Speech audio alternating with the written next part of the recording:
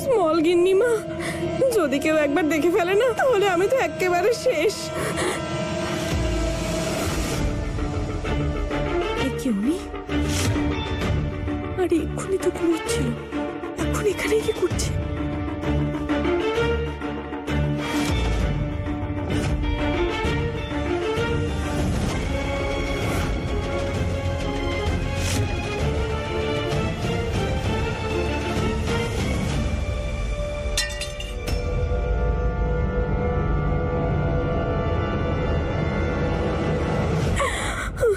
Small গিন্নিমা, ওটা ওখানেই পড়ে গেছে।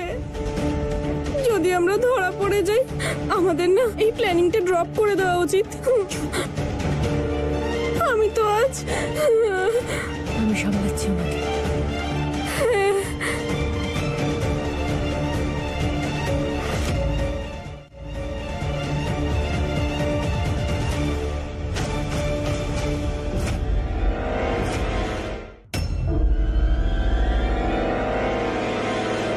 আরে সরোজ, তুমি তুমি এখানে কি করছো? তুমি আমায় যেটা বলেছিলে সেটা নিয়ে ভাবছিলাম, তাই মাথাটা ব্যথা করছিল, সেই জন্য একটু। আমিও না সত্যি না বুঝে শুনেই কত কথা বললাম। তুমি ক্ষমা করো। দেখো না, আমি নিজের সঙ্গে সঙ্গে তোমাকেও টেনশনে ফেলে দিয়েছি। কি করবো বলো, খুব নরম মনের তো, তাই খুব তাড়াতাড়ি ভয় পেয়ে যাই। আমার তো এটা ভাবা উচিত ছিল যে তুমি এতদিন পরে অনেক জায়গা ঘুরে বাড়ি ফিরেছো, ক্লান্ত হয়ে গেছো হয়তো। চলো না, তুমি এখন ঘরে গিয়ে নিশ্চিন্তে ঘুমিয়ে পড়ো। আর এটাকে ছাড়ো, চলো একটু রেস্ট নাও। চলো চলো চলো, তুমি চলো।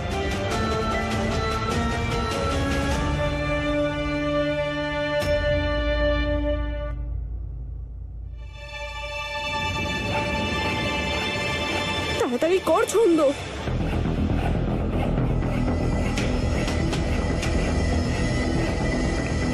এই অদ্ভুত আওয়াজটা কিসের?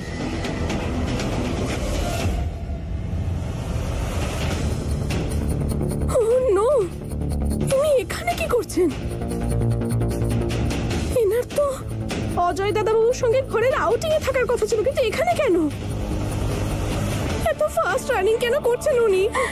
আর উনি তো এদিকেই কামিং করছেন। এবার কি হ্যাপনিং? যদি উনি আমাকে দেখে ফেলেন তাহলে আমাকে ক্যাচ করে ফেলেন। ছন্দ, তোর তো এই বাড়ি থেকে আউটিং নিশ্চিত। আরে হঠাৎ করে আওয়াজটা বন্ধ হয়ে গেল, হচ্ছেটা কি?